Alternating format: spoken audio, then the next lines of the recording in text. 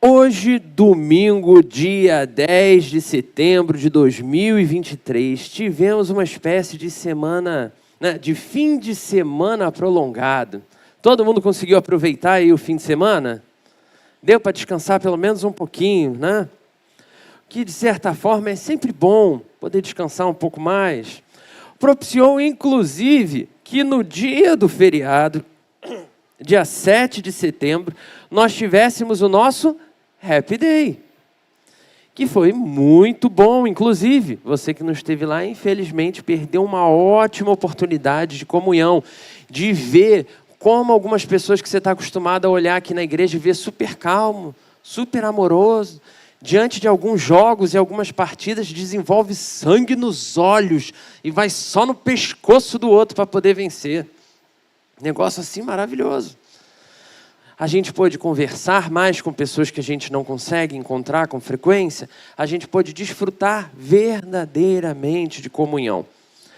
Porém, apesar do Happy Day, apesar do fim de semana prolongado, apesar de ter mais oportunidade de descanso, eu, particularmente, vivi uma experiência traumática essa semana. E que só veio se resolver na sexta-feira à noite. E eu gostaria de compartilhar como Deus, mais uma vez, revelou sua maravilhosa graça na minha vida. Eu moro bem perto daqui. Alguns irmãos, que são até meus vizinhos, moram no mesmo condomínio que eu. Aqui na região, ali, intermediação, Colobandê, Rocha, Galo Branco, qualquer coisa que você botar no endereço vai chegar na minha casa, seja o bairro que você colocar, e um condomínio que me atende satisfatoriamente. No prédio que eu moro, a gente não costuma ter problema com ninguém. Eu até já ouvi falar de problemas em outros prédios no mesmo condomínio. Mas lá no prédio que eu moro, zero problemas. Se você, meu irmão, minha irmã, é sensível a histórias de esgoto e tem estômago fraco, já aviso que essa história pode conter gatilhos para você. Mas te convido a não desistir da história, porque vai valer a pena. Já há algum tempo que a pia da cozinha lá de casa começou a fazer uns barulhos meio estranhos de vez em quando. E subia um cheiro meio ruim. E, como de costume, eu fazia aquela fórmula, jogar o sabão, botar sal grosso no dia para deixar, para o dia seguinte, que ajuda a dissolver a gordura, você jogar água quente. Fiz alguns desses procedimentos, que é o que tinha me sido orientado. Se você não conhece, prepare-se para anotar algumas dessas dicas aí, que eu falei aqui, mas anota aí, que de repente pode ser o caso na sua casa. E aí você não precisa passar por tudo que eu passei. Porém, pode chegar lá mesmo, apesar disso tudo. Então ferver água na maior panela que você tiver, jogar um pouco de sabão de lavar roupa, na pia, e depois você joga água quente, que aquilo ali vai dissolver a gordura e vai resolver o seu problema. Ou, como eu falei, você joga, ao invés, não tem o sabão, ou tem pouco sabão, você joga um sal grosso lá, que também vai ajudar a dissolver. São formas de tentar resolver o problema da gordura, mas, aparentemente, não resolveu. Mesmo com a torneira da minha casa fechada, começou a subir água do ralo. Eu não estou falando de um problema de entupimento, não é um problema do esgoto descer, ok? Eu lavava a louça, acabava de lavar, a água tinha ido embora. Então, a minha água continuava descendo. Só que, sem uma aparente explicação, em poucos minutos, a cozinha da minha casa estava cheia de esgoto. Sem a gente fazer absolutamente nada. Detalhe relevante, eu não estou falando de água suja. Eu estou falando de esgoto, ok? Ou seja, essa segunda-feira dessa semana que passou, que hoje é o nosso primeiro dia, simplesmente estava minando dia após dia, momento após momento, esgoto na minha cozinha, lugar onde eu faria a minha comida. E eu me lembrei que em agosto de 2021, eu preguei a seguinte mensagem aqui na igreja. Olha só como guardar as coisas arquivadas ajuda a gente. A mensagem era: o coração, a gordura, o barco e a fé. E naquela situação eu tinha vivido a minha primeira experiência exatamente assim, desse jeito que eu descrevi, com esgoto na mesma casa, no mesmo lugar, da mesma forma. Encurtando a história, essa situação que começou na segunda-feira, como eu já cantei a pedra, só foi se resolver na sexta-feira à tarde. Então foram 5 dias inteiros minando esgoto dentro da cozinha. O problema era muito grande. Então, o diagnóstico veio de um profissional capacitado para aquilo. Depois de um monte de mequetrefe ter passado lá e dito que tinha algum outro cano conectado, jogando água dentro da minha casa, né? Um bombeiro especializado foi lá, fez a avaliação e deu o seguinte diagnóstico: a coluna do prédio estava entupida. Então, a água da pia de todos os andares que estavam acima do meu, o meu fica ali no primeiro andar da coluna, todos os andares que ficavam acima do meu, quando a pessoa lavava a louça, tudo que saía da pia da pessoa vinha para a minha cozinha. Naturalmente, porque era o andar mais baixo. Ou seja, as pessoas do andar de cima jogavam todo o lixo, toda a podridão, toda a sujeira delas, sem imaginar, dentro de mim, dentro da minha casa. Eu tinha feito tudo certo e ainda assim tinha que passar por aquilo. Eu não tinha feito nada de errado em relação à tubulação, eu não jogo óleo na pia, eu não jogo lixo no ralo. Meu ralo, inclusive, está sempre bem limpinho, bem clarinho. E ainda assim eu tinha esgoto minando daquele ralo que parecia tão limpo. E é em momentos assim que a gente tem a tendência a uma vitimização pecaminosa. De dizer, por que Deus? Por que comigo? Já vivi isso em 2021, agora, Senhor, em 23 de novo. Satanás está furioso com as minhas pregações nas águas, por isso minou esgoto lá. E aí eu me lembrei automaticamente daquela música, né, de um cantor famoso aí, que disse assim, parece que é difícil só para mim. Momentos como esse, de lutas e provações, somos tentados a todo tipo de resposta evasiva do nosso coração, a dar vazão às tentações que sobrevêm. Com isso em mente, te convido a refletir sobre o tema. Prepare-se para anotar. Precisamos falar sobre provas e tentações. Além do desafio de lidar com esgoto, nessa minha situação, também teve o desafio de lidar com os vizinhos dos andares de cima, pedindo, pelo amor de Deus, aguardem um conserto. Quando você lava a sua louça, você suja a minha. Então, segura um pouco a onda. Que foi, graças a Deus, muito bem respondido pelos vizinhos. Tive que lidar com o síndico, fazer contato, conseguir, uma pessoa muito ocupada. Graças a Deus, mobilizou-se as coisas e a gente conseguiu resolver a situação. Enfim, sem falar nas questões do meu próprio coração. Então foi uma verdadeira prova. E ao estudar essa semana sobre o assunto, me fez me dar conta da quantidade de provas e tentações que eu enfrento com muita frequência. O que me fez lembrar de muitos dos gabinetes que eu já fiz na minha curta vida pastoral, de 2019 para cá, e lembrar o quanto também é difícil para todos os meus irmãos a quantidade de provas e tentações que vem. Parece que é luta atrás de luta, irmãos. Como se a gente vivesse a nossa vida com Deus numa praia. E aí você está lá na praia porque é bom estar na praia. Então você está lá, está com Deus, é legal. E aí vem aquela primeira grande onda. E aí você prontamente mergulha e escapa da onda. Que delícia! Mas quando você levanta, está vindo uma outra grande onda. E aí você mergulha. E começa a vir onda atrás de onda e você não aguenta mais mergulhar. A sua vontade começa a ser de sair do mar, por mais gostoso que seja estar ali naquela água. Só que é tanta onda, tanta onda, tanta onda, que simplesmente não tem como sair. Então, precisamos falar sobre provas e tentações. Afinal de contas, eu não posso te garantir ou te sugerir, nem da melhor maneira possível, meu irmão, minha irmã, que Deus aliviará situações da sua vida no sentido de remover provas e tirar tentações. mas eu posso te garantir, à luz do que a gente vai falar hoje, que Deus estará com você em cada uma dessas situações. Então abra sua Bíblia. Livro de Tiago, capítulo 1, versículos 2 até o 18.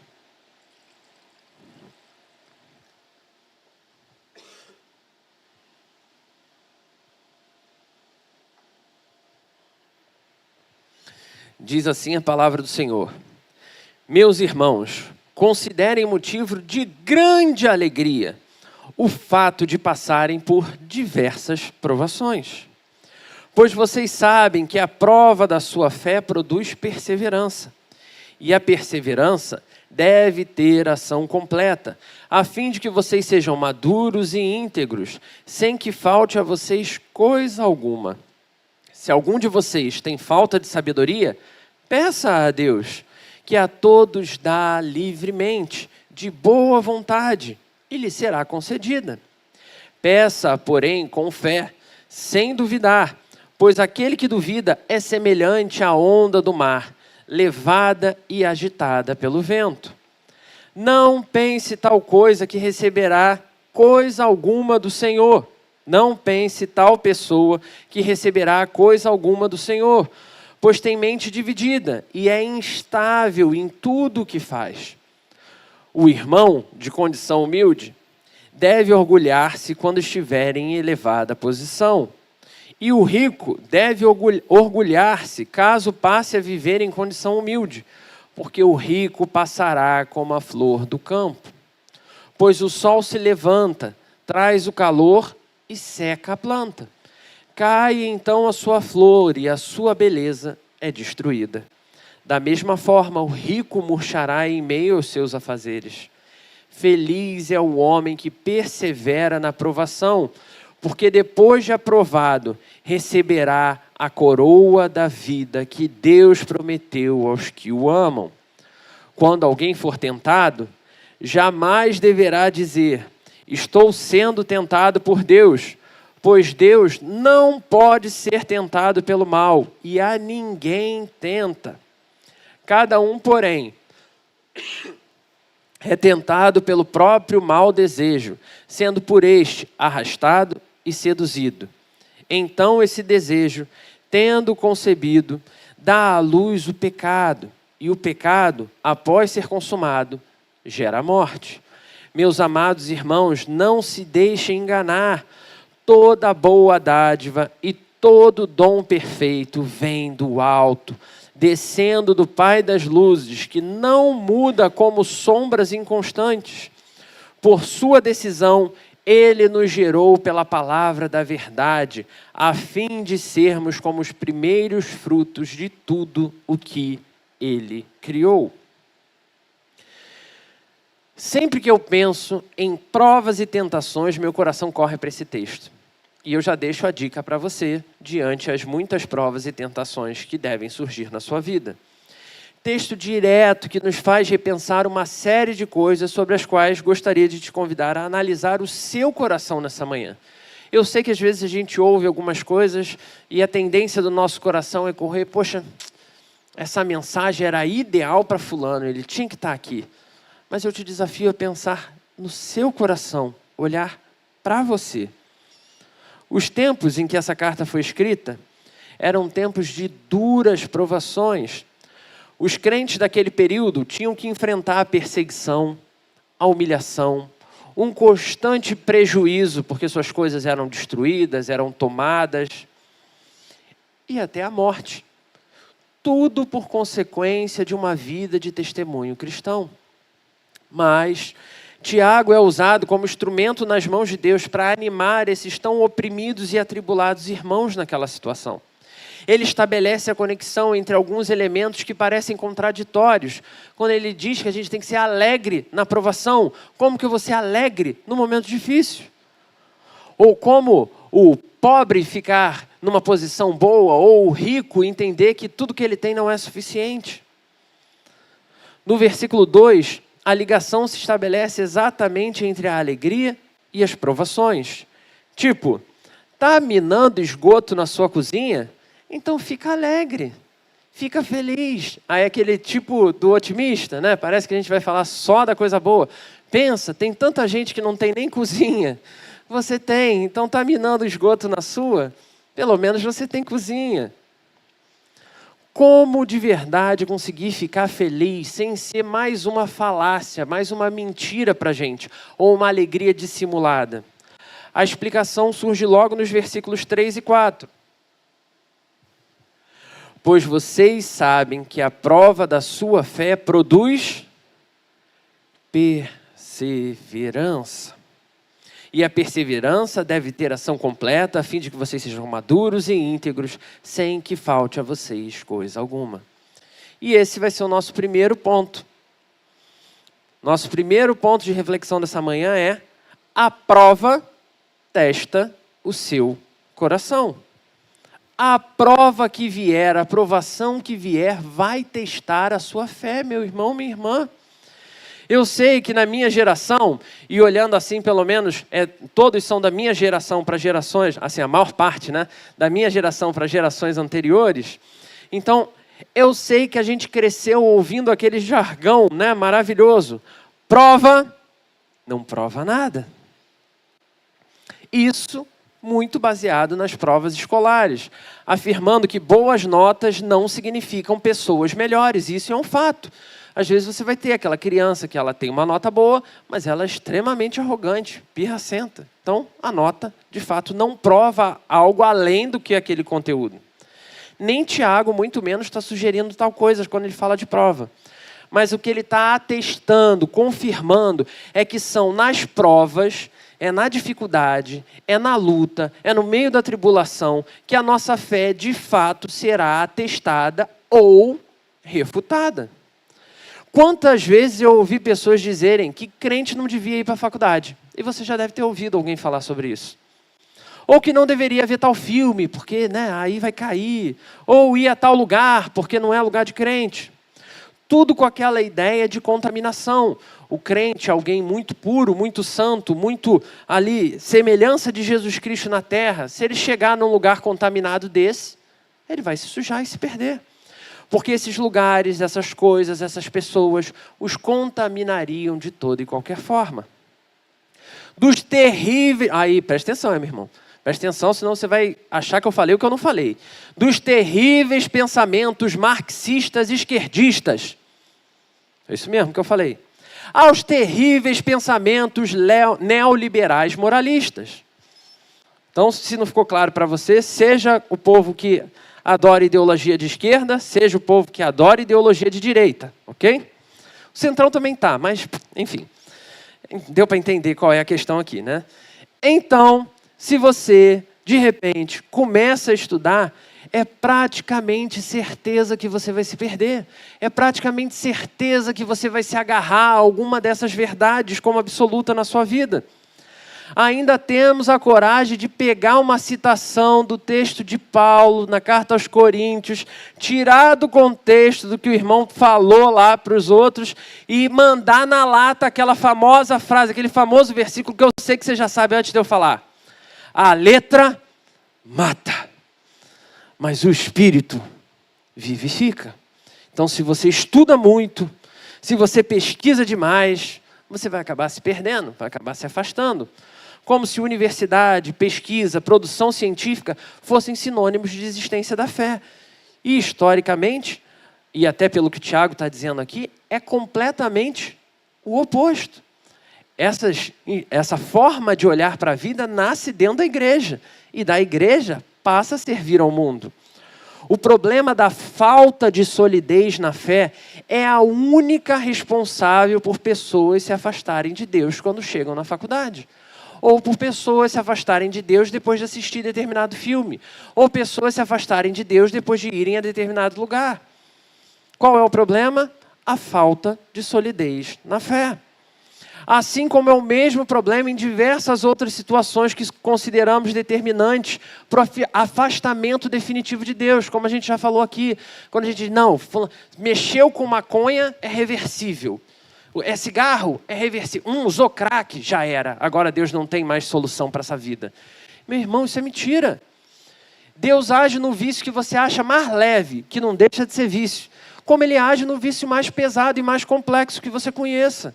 Ele é o mesmo Deus com o mesmo poder para fazer o mesmo resgate.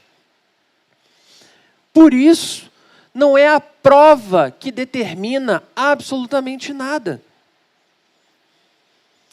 Por isso, fiquem felizes, pois as provas não farão nada além de revelar a solidez da fé de vocês. É isso. E qual é o problema de fato, a gente ter a solidez da nossa fé revelada? Não só para nós, mas muitas vezes até para as pessoas ao nosso redor. O problema é exatamente a falta de solidez. Porque a nossa fé, ela é tão ali frágil que parece que qualquer coisa vai destruí-la. Sabe aquele provérbio famoso? Homens fortes criam tempos fáceis e tempos fáceis geram homens fracos. Você já ouviu isso? Mas homens fracos criam tempos difíceis e tempos difíceis geram homens fortes. O problema é que geralmente quem usa essa frase acha que é o homem forte.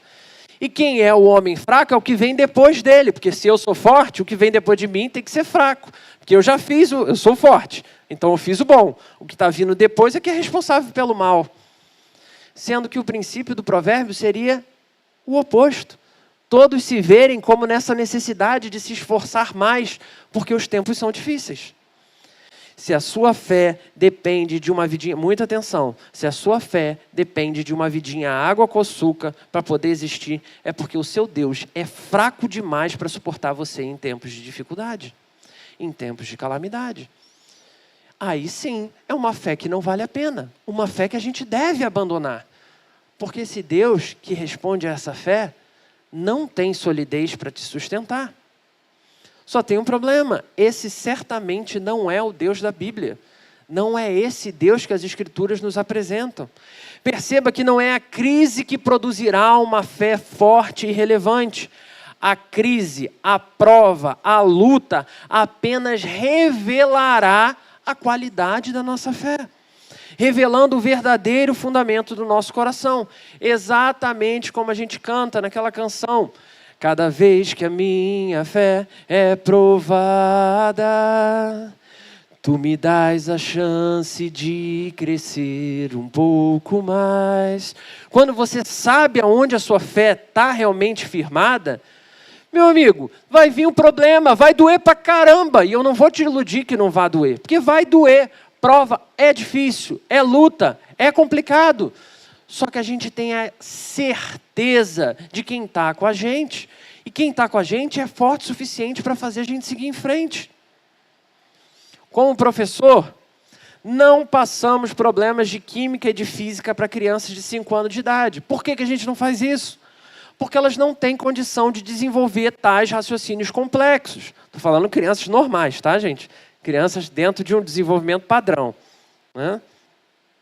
Mas, se tivermos paciência, se mantivermos essa criança no caminho certo, com uma educação de qualidade, com um apoio e suporte onde ela precisar, ela dará conta desses problemas de física, química, matemática e muitos outros em poucos anos, à medida que ela for desenvolvendo mais as suas habilidades.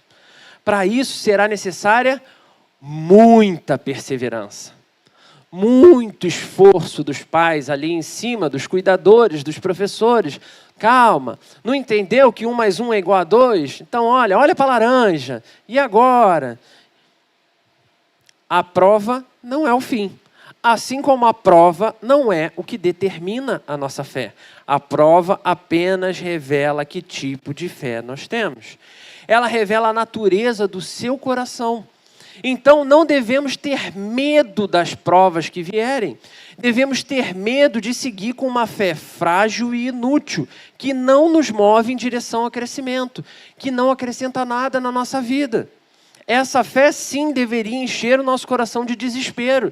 Porque imagina, um Deus que não serve para nada, uma fé que não serve para nada. Vem situação, vem prova e você não vê nada. Mas o autor segue aprofundando o assunto, nos remetendo à compreensão de que apenas saber que a prova revelará a natureza da nossa fé, do nosso coração, não é suficiente para nos fazer seguir em frente. É fato que isso vai acontecer, mas não é fato que eu vou conseguir continuar. E isso exige de nós um segundo ponto. Preparado para anotar? A prova produz perseverança.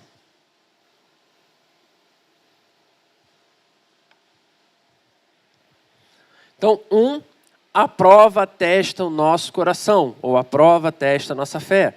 2, a prova produz perseverança, ok? O primeiro elemento natural, consequência a toda a prova, é a perseverança, que inclusive se manterá como tema central de toda essa carta aqui de Tiago. Perseverança na fé em tempos difíceis, perseverança na fé em situações adversas e na perseguição, perseverança na fé a despeito das circunstâncias. Perseverança numa dependência de novas fés, numa dependência de novos ídolos, para as novas demandas do nosso coração. Ou você acha que é menos ídolo quando você está trocando uma fé pela outra? Ou você acha que é menos ídolo quando você traz uma nova concepção para a sua vida, olha para trás e fala, tudo que eu vivi até agora não existiu, porque agora a minha vida vai acontecer. Agora essa nova fé vai resolver todos os problemas do meu coração. A prova não só testará a qualidade da sua fé, da fé que eu e você temos, mas ela revelará onde, em que lugar, pessoa ou coisa está o centro da nossa fé. O jovem que quando chega lá na faculdade, abandona a fé cristã e se submete a uma fé agnóstica ou uma fé cientificista, não abandona a fé, meu irmão. Isso aí também é falácia. O que ele está fazendo é substituindo algo que era um ídolo para ele antes, e o ídolo pode ser inclusive a igreja, ele pode lidar com Deus como se fosse um ídolo, só que agora ele está substituindo por um novo ídolo, que é um método científico, que é um determinado professor, que é um determinado viés, seja qual for. E ele só revelará o que segue adorando no seu coração, o que ele já adorava antes, mas agora de uma outra forma, com uma outra fé. Por isso, a perseverança precisa nos conduzir a caminhos mais maduros, caminhos mais íntegros. Eu espero que essa mensagem, de fato, esteja levando você à reflexão de como anda o seu coração com Deus. Que esteja te levando à necessidade real de provar que tipo de fé você tem. Deus vai, sim, mover céus e terra para desenvolver você. Ele está cuidando de você. Para que, talvez, você possa entender, pelo menos um pouquinho melhor, porque é tão fácil perseverar em alguns caminhos de pecado. E aqui, meu irmão, minha irmã, estou falando daquele pecado que você comete regularmente. Aquele que você sabe que é pecado e está lá. E para você é tão simples perseverar praticando ele. Então, Tiago segue com vários exemplos de como podemos atentar em cuidar da nossa fé antes do dia da prova. É como aquele aluno que quer chegar na prova, quer gabaritar, e aí 30 minutos antes da prova ele abre a matéria, faz a oração. Deus, tu tens o conteúdo de todo o universo. Revela na minha mente cada resposta do que esse professor pediu. Teve tempo para se preparar, teve tempo para estudar. O que ele está dizendo é, vamos olhar para esse tempo antes da prova e nos preparar antes da prova vir. Ele vai dizer que podemos pedir sabedoria se ela nos falta, no versículo 5. E aqui, meu irmão, é uma chave incrível. Você pode pedir sabedoria. Quem aqui já pediu sabedoria a Deus? Levanta a mão aí. Ainda tem gente que não pediu sabedoria a Deus. É de graça. Você não paga nada. Pede, meu irmão. Nem sei se eu vou usar, mas pede. Ele também vai apontar a falta de solidez daqueles que temem as provas. E aí nos versículos 6, 7 e 8, ele vai mostrar como tem várias pessoas que elas são convictas na fé. Elas são convictas. Vou catucar a política de novo, desculpa, meu irmão, mas eu acho que esse é um exemplo que fica muito fácil para a gente. Eu vou lá, voto no presidente X, ele entra no poder, agora o Brasil vai. Agora vai. Aí o presidente vai chegando ali no fim do primeiro ano, já vale nada, miserável. Vou votar no outro, porque o outro sim, uai, aquele outro vai. Aí eu vou lá na eleição seguinte, voto no outro. Aí o outro vem, eu começo ali, agora vai. E em pouco tempo eu entro no mesmo mecanismo, porque ninguém vai atender plenamente. Só existe uma forma de atender plenamente. O nosso coração ele vai continuar procurando alguém para atender plenamente. Seja uma pessoa, seja um pecado, seja uma ideologia. Como ondas do mar são levados pelas melhores ideias, os melhores resultados, os melhores modelos de fé que encontrarem. Uma conversa interessante que eu tive essa semana foi falando sobre o time do Flamengo. Desculpa, irmãos, isso aí é um pecado que ainda marca meu coração, né? Um time que tem muito dinheiro, e aí traz um técnico, começa a dar problema, joga o técnico fora. Ou traz um jogador muito caro, o jogador começa a não jogar, joga o jogador fora, vamos comprar outro. E aí você bota outro lá, e aí o outro, no início, é bom, mas depois começam os problemas. E aí eu não quero lidar com o problema, então eu jogo fora, boto outro. Isso é nada além do reflexo do nosso coração. Ondas do mar que continuam sendo levadas. Mas Deus, em sua graça, ainda teve cuidado de usar Tiago para nos ensinar que a solidez não tem relação só com conhecimento. A solidez não tem relação só com sabedoria. Essa solidez, essa caminhada, essa fé, ela não tem relação só com você saber sobre a fé verdadeira. Nos versículos 9, 10 e 11, vemos que até mesmo dádivas como dinheiro, fama, sucesso, bem-estar, vão passar. Nada disso é definitivo. Então, não podem ser condições necessárias para a nossa fé. Se você tem atrelado a sua fé ao seu negócio está indo certo, é tipo aquela pessoa, pastor, comecei a dizimar, minha conta começou a sobrar dinheiro todo mês. Aí o primeiro mês que não sobra dinheiro, o que a pessoa pensa? Vou reduzir aqui meu dízimo, porque Deus, esse mês, ele não abençoou muito, então vou punir Deus, já que ele não... Não é assim que funciona, meu irmão. Não é assim que funciona. Tipo, quando eu estiver bem financeiramente, estável, com a vida toda resolvida, aí eu vou para a igreja participar de coro, dá trabalho. Pô, todo mundo vai embora para casa almoçar, eu vou ficar ali, ensaiando, meses e meses, para cantar num dia. Ah, não, dá muito trabalho. Quando estiver lá, bem idoso, assim, não quiser nada com nada, já minha vida toda resolvida, entendeu? Aí eu vou cantar no coro. Pô, meu irmão, tem alguma coisa muito errada na sua fé, nas suas convicções. Ou quando a gente põe qualquer outra coisa como pré-requisito para caminhar com Deus. Se Deus restaurar meu casamento, eu vou para a igreja. Se Deus fizer isso, eu faço aquilo. Se Deus me der um emprego, abrir uma porta, curar alguém, eu faço. Segundo Tiago, isso continua acontecendo e nós continuamos reproduzindo esse tipo de comportamento porque nós continuamos sendo como pessoas que vivem como onda no mar.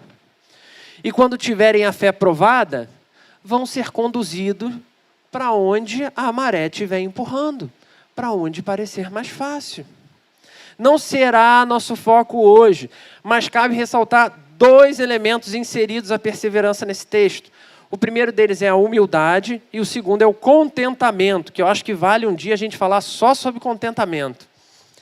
Nesse caso, humildade e contentamento seriam também espécie de frutos da perseverança.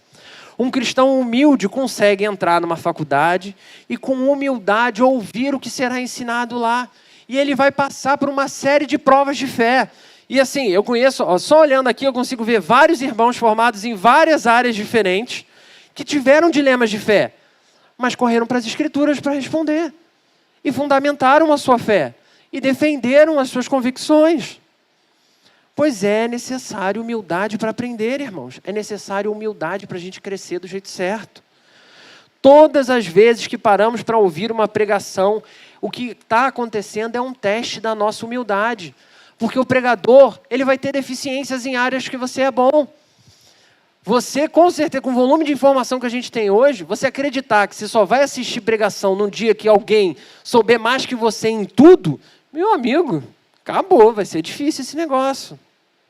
É preciso humildade.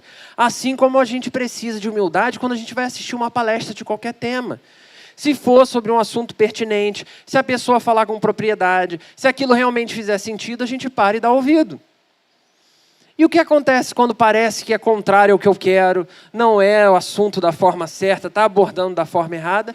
Minha atenção se perde, eu ignoro. Tiago revela que algumas pessoas são tão voláteis, são tão levadas pelas condições, que apesar de viver a humildade cristã diante da falta de contentamento, continuam optando por abandonar a fé. É aquela pessoa que ela viveu coisas incríveis com Deus, viveu experiências incríveis na vida. Só que agora disseram que naquele outro monte lá tem uma cura nova, sabe? Então, poxa, vou lá naquele monte conhecer aquele negócio. Você não sabe o Deus que estava com você até agora? Será que é assim que funciona? Então, Tiago pega e une o rico e o pobre em condições semelhantes. Ele vai dizer, se você acha que é isso que é o diferencial para você adorar a Deus, para você ser capaz de perseverar, você acha que essa é a condição, ser rico ou ser pobre, que isso vai interferir? Diz que não. Ambos vivem e morrem por graça de Deus. Ele que providencia o sol sobre todos, a chuva sobre todos, graça sobre todos, saúde sobre todos. A prova que revelou seus corações também revelará o quanto vocês amam e confiam nos seus ídolos. Ídolos que oferecem contentamento, fidelizam os seus adoradores. É aquilo, se você vai numa determinada religião, você vai numa determinada igreja, você vai num determinado lugar, você chega lá com um desejo, seu desejo é atendido, qual é a chance de você voltar? Muito grande, muito grande. Então o que ele está dizendo é que se esse é o pré-requisito, a sua fé também está errada. Porque não se trata de alcançar, de atingir a satisfação dos ouvintes. Tiago então revela qual é o grande perigo dessa fé livre, dessa fé sem fundamentos sólidos. Porque ele vai dizer que tudo que a gente chamou até aqui de volatilidade de fé, de convicção, como ondas do mar, e outras coisas do gênero, tudo isso se enquadra dentro de um grande perigo chamado tentação. Nesse sentido, a prova que a gente está falando é a situação em si, o que acontece e o que eu vou ter que responder de alguma forma. Enquanto que a tentação seria essa resposta, essa coisa que acontece no meu coração de como eu vou lidar com a prova que surgiu. Mas Tiago, então, define que apesar das provas, o nosso principal inimigo sempre serão as tentações. Então, o que a gente precisa lembrar é tentação de resolver do jeito mais fácil possível. Meu irmão, hoje, vou te dar um exemplo. Parte sexual. Hoje, a gente tem um smartphone na mão. Hoje, você não precisa nem comprar revista, cara. Hoje você pega ali qualquer celular mequetrefe, abre uma página ali, você não precisa nem saber a página. Você bota lá, mulher pelada no Google e vai aparecer alguma coisa para você. Homem também, tá, gente? Se você botar, também aparece. Qualquer coisa que você botar, até bicho, se você botar sexo com bicho, vai aparecer. Porque tem gente que vai produzir esse tipo de conteúdo, porque tem gente que vai demandar esse tipo de coisa. E com o smartphone, algo que era muito mais difícil de satisfazer, agora pode ser satisfeito em segundos. Com a internet 5G da empresa tal, você consegue assistir X vídeos em tanto tempo. Opa, acabei citando aí o que não devia. E pela quantidade de risos, eu fiquei muito preocupado enquanto pastor. Né? Deus, dá graça pra gente. Aquele portal Jesuscope produziu um vídeo há coisa de alguns anos, pré-pandemia, com uma pesquisa que eles fizeram com cerca de 10 mil pessoas. E eles mostraram que nessa pesquisa, 85% das lideranças cristãs responderam que tem problema com pornografia. Então não estou falando de algo aqui que eu estou chutando não, irmãos. Estou falando de algo que é sério, que é fácil, que é uma tentação, que não é porque você está na igreja que o seu coração não vai pedir. Vai vir. E aí, quando vier essa tentação, com todas as facilidades, o que você vai fazer? Como você vai responder? É a sua fé que vai te capacitar a reagir da forma que você julga correto. Tentação de sair fora de tudo. abandonando tudo e todos. Ah, essa igreja aqui está muito ruim. Esse pastor Jackson aí é uma pessoa muito difícil. O cara é botafoguense. Aí finalmente estava num ano bom, mas já saiu da Sul-Americana, já começou a perder no Brasileiro, já, tudo está dando errado de novo. Então vou sair dessa igreja. Achei que aqui o Botafogo ia ser campeão. Fica firme, ainda há esperança, irmãos. Vamos seguir orando aí. Mas como é fácil, irmãos, quando a gente olha de verdade, com sinceridade para o nosso coração, a gente entender como até, eu usei o Botafogo, e como eu já falei do Flamengo nessa pregação mesmo, como a gente se agarra a coisas esdrúxulas, que não trazem nada para a gente, para dizer que aquilo ali é o mais importante da nossa vida naquele momento. E aí, por causa de coisas absurdas, a gente abre mão de pessoas que a gente ama. Lembra aí do último ano de eleições? Familiares bloqueando um ao outro, sem querer falar, não quero saber mais, porque votaram diferente um do outro. Pessoas abrindo mão de coisas assim altamente relevantes na vida, como a caminhada com Deus, por causa de uma frustração específica. E eu não estou dizendo que não doa. Dói. Só que não se trata de caminhar com Deus porque a vida vai ser sem dor. Se trata de caminhar com Deus porque eu sei que Ele continuará cuidando de mim, apesar da dor, que Ele pode tirar a dor de mim. Ele pode me livrar e me curar da dor, mas Ele pode me ajudar a viver cada minuto da minha existência, lembrando de que Ele é o Senhor, de que Ele me abençoa, que Ele me dá graça. Gente, é tão interessante ver como a gente é capaz de valorizar a vida depois de um episódio de morte. A gente começa a olhar e valorizar as pessoas, ligar mais para as pessoas, se preocupar com as pessoas. E aí, naturalmente, por causa do dia a dia, a gente vai se acomodando de novo e vai vivendo só o eu. Tentação, que continua ali, que vai continuar batendo a porta e que vai competir a você lidar com ela. Tentação de satisfazer os próprios pecados. Eu falei aí da questão sexual, eu falei da questão do futebol, e hoje a gente tem um problema gravíssimo das apostas, das bets, e também cabe a gente falar um dia específico sobre isso. Como é uma luta terrível, irmãos, e como isso está gerando uma série de pessoas viciadas, que estão presas nisso, e que não conseguem sair. Tentação que vai continuar vindo. Vai continuar, porque é o seu coração que está demandando. Tentações e mais tentações que continuarão batendo a sua porta todo santo dia. Tentações que Tiago vai nos levar a entender que necessariamente, sem o devido fundamento, vão dar à luz sim. Vão não só gerar uma série de males, mas vão dar à luz ao pecado. Vão produzir pecados. E do pecado, a morte. Então, o nosso terceiro ponto não podia ser outro. O pecado continua sendo o maior inimigo. Não significa que a prova não é um problema, mas o inimigo não é a prova. Quando a gente está falando de tentação, a tentação ela vai acontecer por causa do pecado no nosso coração. É essa marca que está ali, que vai continuar lembrando a gente de coisas que você quer ter e que você não pode ter. Coisas que você quer fazer e que você não deveria fazer. Pecado que lutamos para esconder. Pecado que lutamos para satisfazer, muitas vezes, sem ninguém saber que a gente está satisfazendo. Pecado, fruto de tentação. Pecado, fruto de um coração que continua submisso aos próprios desejos. E aqui é importante a gente falar de um episódio muito particular, porque eu já ouvi várias vezes referência de que prova são os desafios da vida. Tentações são os desafios espirituais. Né? Só que o que o Tiago acabou de explicar para a gente de uma forma bem clara é que a tentação é fruto dos próprios males do coração. É fruto dos próprios desejos do coração. Então a gente tem um problema olhando para esse texto de Tiago, porque tem um episódio descrito na Bíblia que na nossa tradução vai ter lá uma chave em cima falando sobre a tentação de Jesus.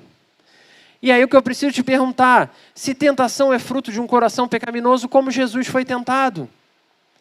Jesus não foi tentado, ele foi Qual é a condição? É a prova, não é? Jesus foi provado. Ele foi provado. E ele mostrou do que o coração dele era cheio. Não é o que a gente lê no episódio? Lembre-se, meu irmão, eu sei que a gente já falou isso várias vezes aqui. O texto bíblico, ele é santo, ele é inerrante. Mas aquelas chavezinhas bíblicas que estão ali são só um auxílio. São uma forma para te ajudar a estudar. Muitas dessas chavezinhas que estão ali em cima, elas nem são do texto original. A maior parte, inclusive, não é de texto. O que a gente está falando aqui, Jesus passou sim por um episódio em que ele é levado por Satanás por uma série de provas. E nessas provas é testado o coração dele. Se de fato ele confiava em Deus ou ele preferia resolver na hora. E o que Jesus mostra é que ele sabia quem ele era. Ele sabia qual era a missão dele. Ele sabia como ele devia se comportar. Então ele fez. Ele resistiu. Ele foi provado. Mas se o coração dele não continha pecado, não continham maus desígnios e maus desejos, como ele poderia ter sido tentado? Pensar que o pecado é o nosso principal inimigo tem que nos fazer, sim, entender que os outros pecam contra nós, irmãos. E dói, a gente sofre, chama de pecador, filho de Belial, filho de Jezabel. Tem assim uns xingamentos gospel aí, né? Que o pessoal gosta de usar de vez em quando, né? Eu sei que você usa aí também algumas, né? Pois é, alguns personagens da Bíblia que a gente não gosta, ou que está lá como personagem ruim. Sei que a tendência do nosso coração é olhar para isso, só que o principal desafio, se o problema é o pecado, o principal desafio continuará sendo o meu pecado. Porque a pessoa ela pode fazer algo muito ruim contra mim. Só que se o meu fundamento for Jesus Cristo, eu não preciso responder na mesma moeda. Eu não preciso responder da mesma forma. Eu posso reagir com graça. Eu posso reagir de uma forma amorosa. Mesmo sentindo dor. É aquela coisa, meu irmão, minha irmã, você está aqui na igreja e na hora que você for me cumprimentar, se eu te der um tapa no rosto, o que você faz? Graças a Deus, obrigado, pastor. Você vai, eu vou testar, hein, irmão? Vou testar. Quando eu estender a mão ali, já estou vendo que vai ficar todo mundo meio, né, em dúvida do que está acontecendo. É o tapa que vem? Claro que não. Mas ao mesmo tempo, se uma criancinha bater no seu rosto, o que você faz? Na hora também você reage para a criança? Dá na cara da criança? A gente vai ensinar. Então, tem respostas e respostas. Se você consegue responder assim com quem você ama, ou deveria responder assim com uma criança, ensinando, dizendo, não, ó, isso que você fez me machucou. Isso não é legal. Papai, titio, pastor, pessoa, não bate no seu rosto, então não bata no meu também. Se a gente consegue responder assim para uma criança, por que não fazer com um adulto? Gente, a vida seria tão mais simples. Se alguém te respondeu ou te falou alguma coisa atravessada, se a gente chegasse na hora e falasse, poxa, fulano, isso doeu o que você falou. Eu não gostei do que você falou. Em vez da gente sair reagindo e ferindo em resposta às pessoas. São tentações, irmãos, que vão vir. E o pecado do nosso coração vai continuar ali dizendo, dá na cara dele. Dá mais forte. Aí eu lembro daquela cena do Rei Leão. Na jugular, na jugular. Qual resposta você tem dado quando o inimigo do seu coração, o inimigo da sua alma, continua ali gritando contra você? Mas assim, irmãos, como a gente precisa lembrar que o pecado é o grande vilão da história, é o nosso grande inimigo, a gente chega ao nosso quarto e último ponto dessa manhã. Jesus Cristo.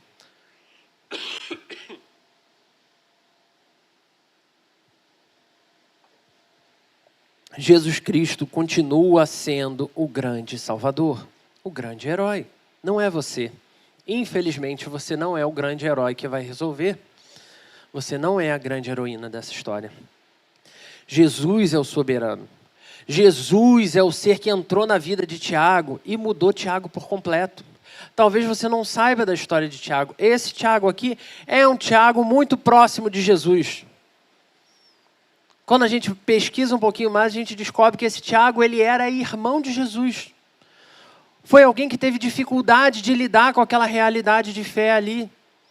mas foi alguém que cresceu e foi transformado por essa fé e teve as suas convicções redirecionadas e aprendeu a viver pela fé. E agora, nesse momento de dificuldade da igreja, escreve dizendo: meus irmãos, é possível perseverar em toda e qualquer circunstância. Não precisa ter medo.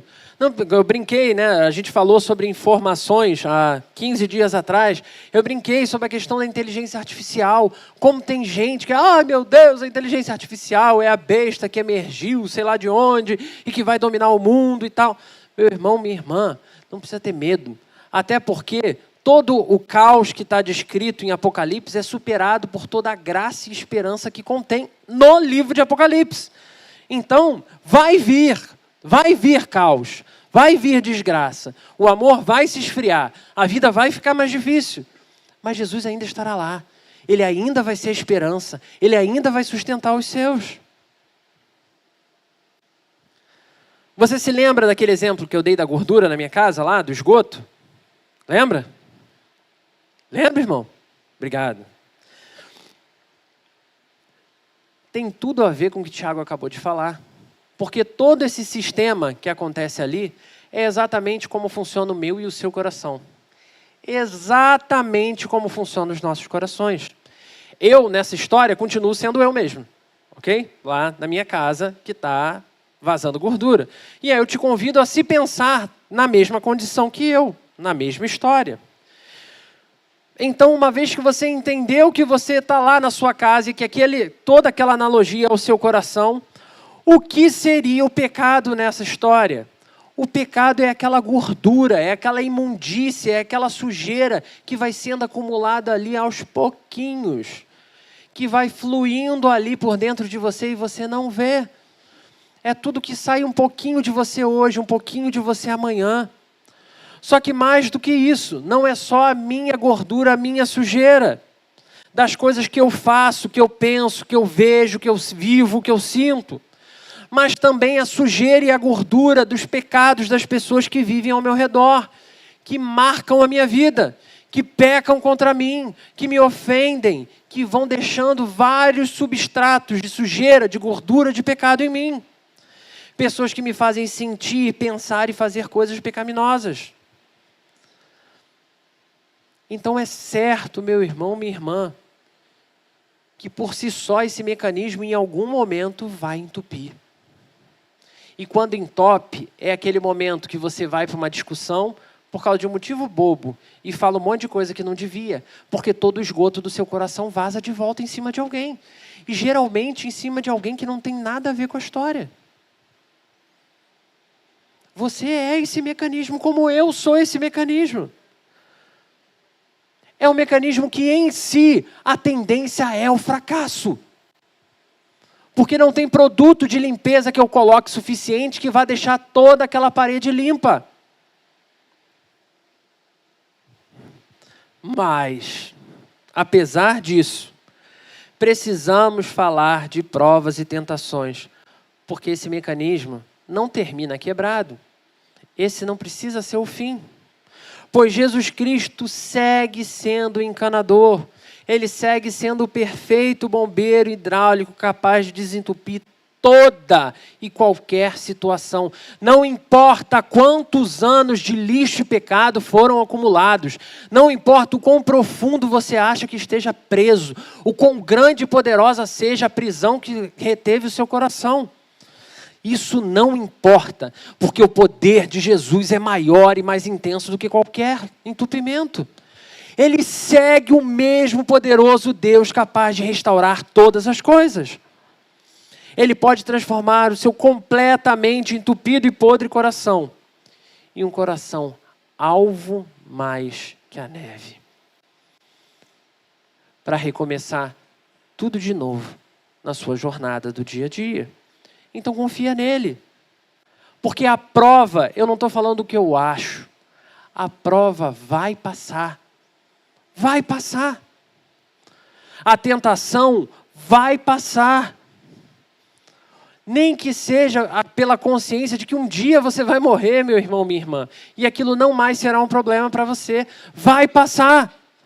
Mas Jesus Cristo permanecerá o mesmo para sempre.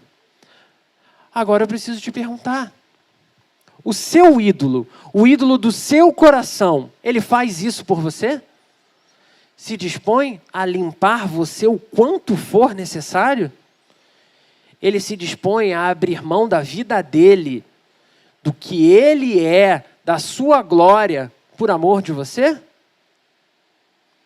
Por isso, quando nos deparamos com a grandeza e o poder de Jesus Cristo, nós precisamos falar de provas e tentações, porque não são elas que nos definem. Não são elas que vão dizer como a igreja vai responder, como a igreja vai reagir.